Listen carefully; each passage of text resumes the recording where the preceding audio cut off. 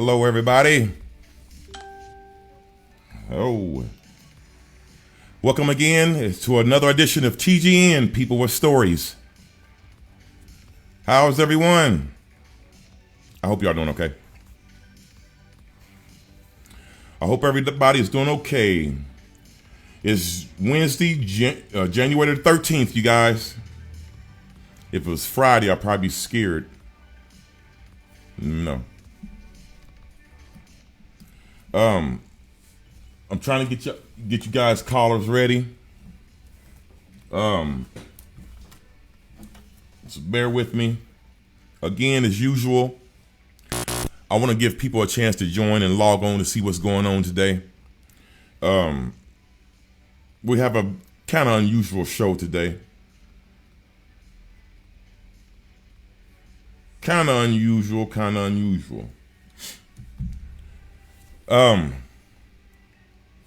Oh, sorry, you guys. You know what I really want to say today in the world we live in, you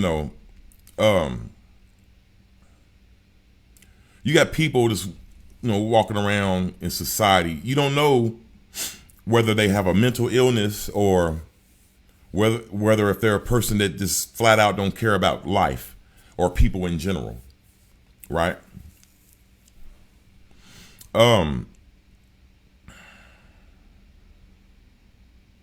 But most of the time, in most cases, when you hear what the person has to say, or when you hear them speak, whether it's a female or a male, that basically would conclude the decision to whether this person had a mental illness or they just flat out don't care.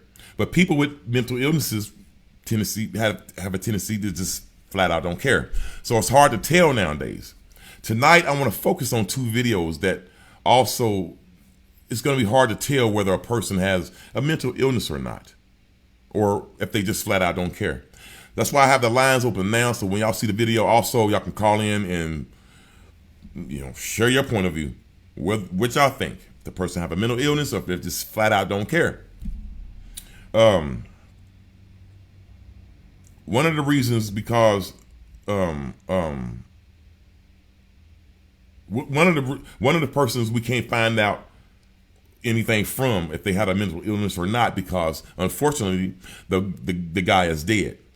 But the other people that we're going to take a look at, we're going to get a rare glimpse, a rare chance to look at how they felt right after the killing and right after the robbery.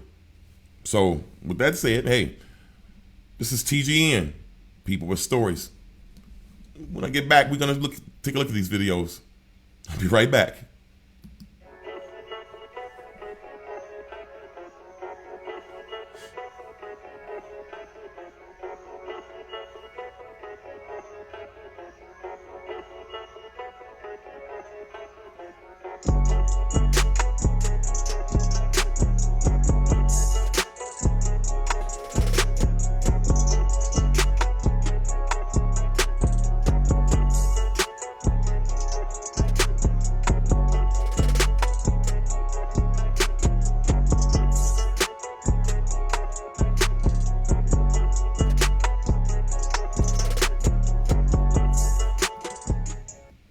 All right, you guys, I am back. I hope y'all get a chance to join me today so I can hear some of you guys' input. Or again, I hope y'all get a chance to call in today so other people can hear you guys' input. This first video I'm gonna show you guys is of it is. It's actually of the person before he was killed. But before this video that I'm going to show you of him, he got a chance to talk to somebody that got a chance to speak out. And this was the only person he got a chance to speak to before he got killed. And this guy got a chance to speak out. That video I have to show you guys. This person didn't say whether or not he thought he was just crazy or he was flipping out, or he didn't say. But from the way he described the guy approached him, I don't know. Maybe he thought, I don't know. Maybe he had something else on his agenda. Who knows? But let's take a look at this video. Developing now, a man who spoke with the alleged gunman behind a deadly shooting spree right before he started shooting is sharing his story. Their conversation captured on surveillance video inside the store, where one victim lost his life and another is still fighting for hers. Well, it is a story we have been tracking since Saturday. WGN's Brona Tumulty is live from Comer Children's Hospital with the latest. Brona. Good evening, guys. Yeah, we spoke with a man tonight who says he was approached by Jason Nightingale inside a store where one of the shootings happened. He says Nightingale was trying to make a quick buck. Our witness declined. He left the store but came back a short time later and says the two shooting victims from that location were laying on the ground and he jumped in to help. This is just terrible. Eddie Rouse is a regular customer at the Food Mart on 93rd in South Halstead, which is where he was on Saturday. I noticed the other guy who was just wandering around, just looking around. In exclusive surveillance video from inside the store, you see a guy in a red hat talking to Rouse, who we're told is 32-year-old Jason Nightingale. He stopped me. He said, "Hey, you wanna buy a camera?" I said, "No, man, I just came in and just give me a water." He said, "Well, I got some more merchandise outside. Can you hold on a minute and I'll go out there and get it, you know?" And I'm still like nonchalant, like, "No, I'm finna go just give me a water, I'm finna leave." And Rouse did just that, but came back soon after to a very different scene. Bodies. All I seen was people, and the lady who got shot, she was talking to me. You know, it was just terrible. The store owners weren't comfortable sharing all of the surveillance, but Rouse says he knew immediately 20-year-old Anthony Faulkner, who'd been shot in the head, wouldn't survive. I looked at the other gentleman who was on the floor. I knew he wasn't gonna make it. So he focused on the 81-year-old victim who'd taken bullets to the back and neck. He had tore all type of stuff and thrown it on her, so I moved all the stuff out of her, and she was just torn up. She said that I've been shot twice. She was saying something else, but I was telling her, just be still, keep calm. The ambulance and the police are on their way. A memorial continuing to grow now outside the store.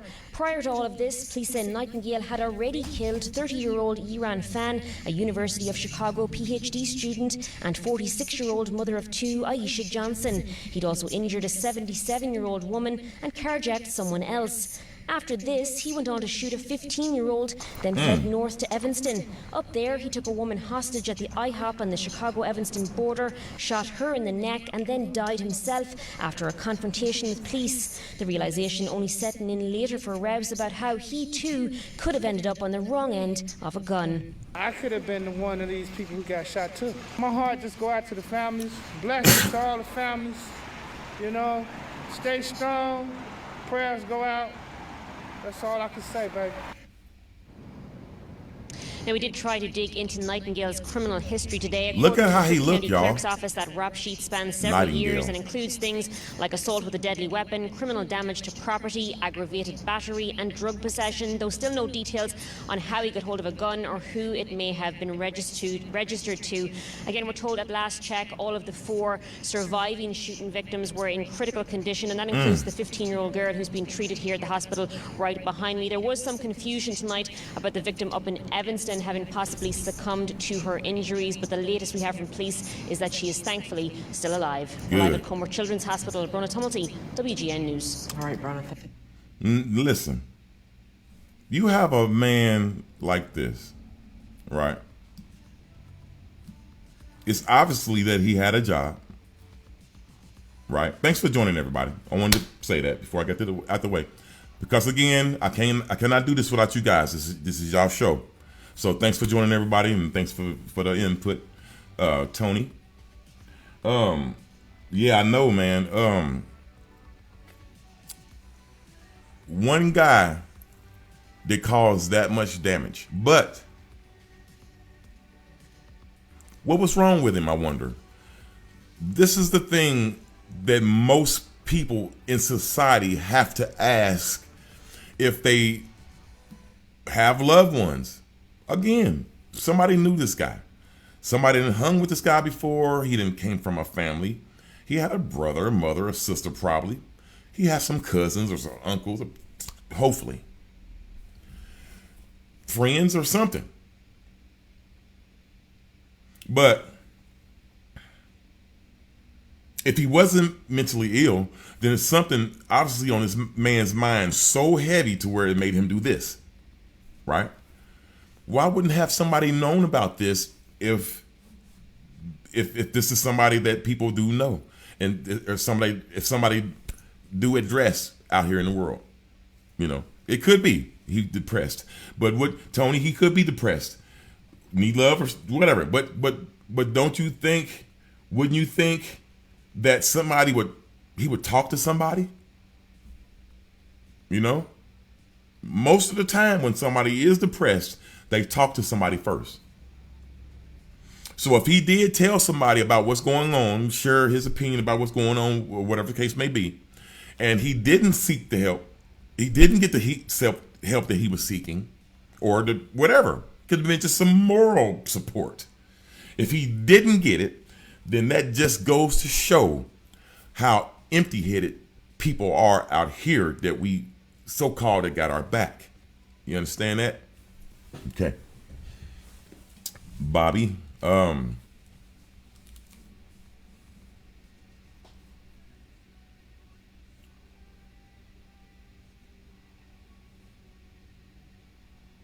yeah, Bobby was outside the rim. I mean, if you talk to somebody, if somebody like this, right, and he talked to somebody, this is the point I'm trying to make, Bobby. If he talked to somebody, right, trying to seek help, whatever he's trying to do, and listen, even if he don't have a mental illness, even a serial killer usually tells somebody before they do something, or tell somebody that they did do something. Even serial killers do that. You understand? So if I'm just saying, if he did say something to somebody, right, and he didn't get the help that he was seeking, right? If he wasn't mentally ill, then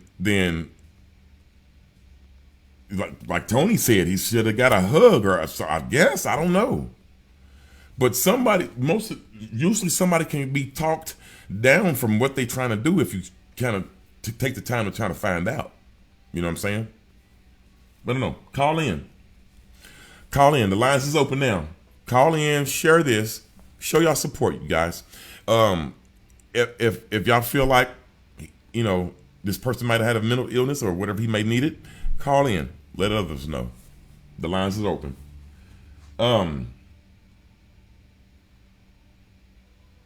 Yeah, I mean, people don't listen, but people in this kind of situation kind of do.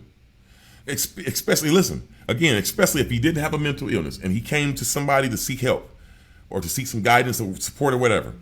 Usually they listen.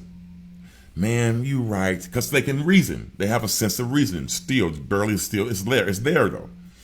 They don't know, dang man, you might be right, man. You might be right. Go ahead, Bobby. Hey, what's going on, man? I just wanted to comment on the mental illness, discussing mental illness. Okay, a lot of times. Hold on, Bobby. Before we go any further, do reach out. Can somebody? Most of the time when people reach out, hold on, Bobby. Not taken seriously. Go ahead. No, hold on, Bobby. Can somebody leave a message and say if we can hear Bobby or not? If y'all can hear Bobby now? Hello? Yeah, I'm here. Okay. Well, a lot of times most people don't discuss mental health issues, especially depression, in fear of, them being treated differently or being taken to the hospital or being labeled crazy. Right. You're not wrong in the fact that most people, when they come to a certain point in their depression or their psychosis or, whatever part of mental illness that they're in, that they're suffering in, and right. they're not getting treated for, they do reach out for help. That part is true. Thanks, Tony. But a lot of times, most people keep that shit to themselves. if most people won't realize if they that it's getting if bad they have a because mental illness, they're though, not treating it. They're not taking their medication. if they have a or mental they're not- illness, most of the time they keep it to themselves, and that's why it stays hidden in most families, because they keep it to themselves. Dude, like 70-something, like I think like 71% of men walking around the earth right now go with undiagnosed mental illnesses, such as depression, such as like schizophrenia, such as like bipolar, PTSD. Right. Like, like men. It's 70% or 75%. Men and like are the highest fucking percentage of people that will not go seek help. It might be 75%. You're right too. But and also this, men are also, and boys are also the least likely for someone to aid and assist in getting them help also. You're right, because a lot of times, because the way society is built, men are supposed to just deal with the problems. Right. Either they're supposed to tuck them away, or they're supposed to fucking use it as anger. Right. So like society has made men, and to the point where, if you show emotion, it's a sign of weakness. But right. I'm glad to see that now society is starting to take that change where we're recognizing, hey, that we can't do that shit because it's causing a problem. Right. A lot now we're trying to change that fucking idea. Now, Yep. And I'm glad that change is coming, because the world doesn't need any more serial killers. Right. Do somebody want to call in and add to that point that Bobby just made? That's a good point, Bobby. All right, let's look at this next video, Bobby. I appreciate you calling in for your support, brother. No problem, man. Have a good one. All right, thank you, man. You guys, did y'all hear that, man? Again, man, a lot of the times these things go hidden, man, in family units. That's why I said, if y'all know people, man, that's close to you or in your family, man, try to talk to them as much as you can. You'll never know what's wrong with somebody until it's too late. 9 times out of 10. So let's check out this other video, man. This next video, I'm gonna show you guys. We did have a chance to get a chance to look at the people, and again, sad to say, and unfortunately, this is some females again. But remember, I just told y'all the other day about how when most people, and this is most people now. It used to didn't be most people, but most people now, when they get caught at doing something or they get found at doing something wrong, they try to use stupidity or ignorance to justify or not justify, but to try to basically throw the attention off, but it doesn't work. Most of the time it just does not work because it's stupidity. But anyway, to better understand what I'm talking about, let's just take a look at this video, and then y'all see for yourself. It's crazy, man. Watch this.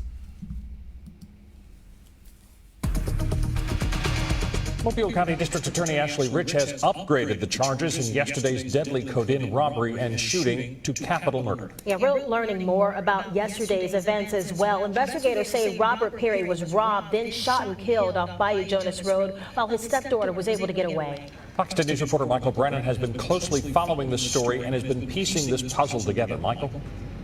Now, Bob and Lenise, it is a story the tragic story that happened all too quickly. An innocent man and his stepdaughter, both victims of a violent and selfish crime. Today, some clarification on what exactly happened yesterday afternoon. Mobile County Sheriff's deputies say it all started around 3:30 Tuesday at the Tillman's Corner Walmart. Robert Perry and his 42-year-old stepdaughter arrived to look at a car advertised on Craigslist. Perry's stepdaughter went inside to cash an income tax check, and when she came back out, a decision was made by them not to buy the car. Investigators say that's when 20-year-old Soraya Atkins of Michigan and her alleged accomplice, 25-year-old Kimberly Lindsay of Mobile, stepped into the picture. Through the investigation, we've learned that while she was cashing her check, one of the suspects observed her taking a large sum of money, inside of Walmart, at which time they decided to follow the victims. follow the victims nearly 15 miles to Bayou Jonas Drive in Codin. Victims did not realize they were being followed until such time the suspects forced them off the road with their vehicle. That's when the unthinkable happened. The driver exited, with a handgun and robbed both of them and shot Mr. Perry. Lieutenant Paul Birch said Atkins pulled the trigger. After the shooting, Birch says the two suspects got back in their car and bolted to the end of the street in an attempt to get away. But their car got stuck in the mud and was disabled. Deputies say the two then got out and ran. They were found, and after hours of questioning, the two were taken to Metro Jail. Are you a killer? Are you a killer? Did you shoot? Did you shoot? Did you know this guy had a family? Did you know this guy had a family? Hey, get the up out my face. That's what y'all can do. Someone lost his life here. Okay. Did you lose yours? Obviously not. You're still in my face. Why are you being so defensive about it? Because y'all in my face with lights and cameras. What the you mean while I'm being so Their behavior while being taken to the transport vehicle,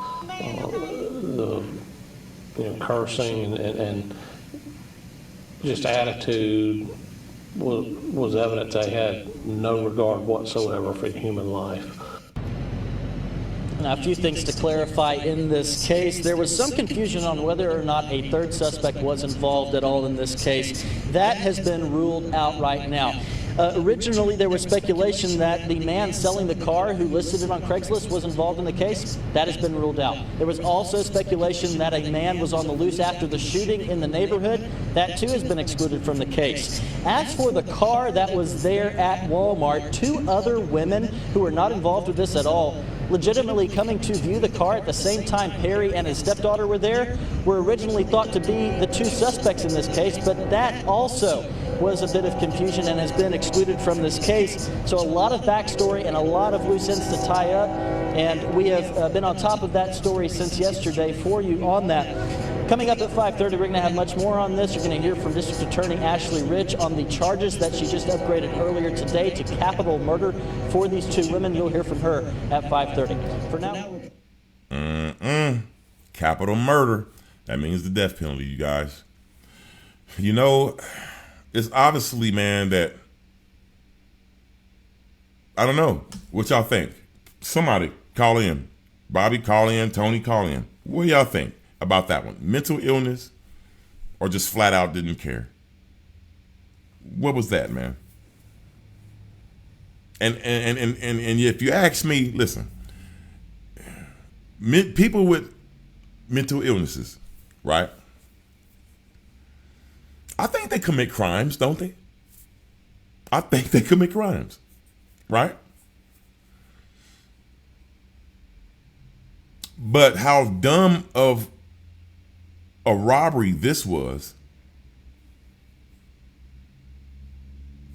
you'd almost have to believe that they did have a mental illness or something. You get stuck in the mud. Oh.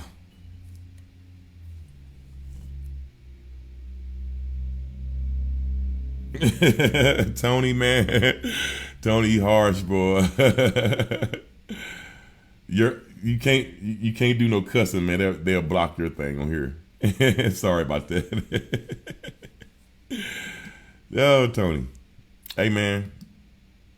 I understand. That's understandable, Friar. That's understandable. But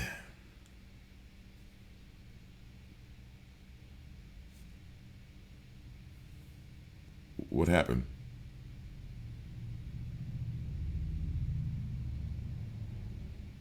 What happened, y'all?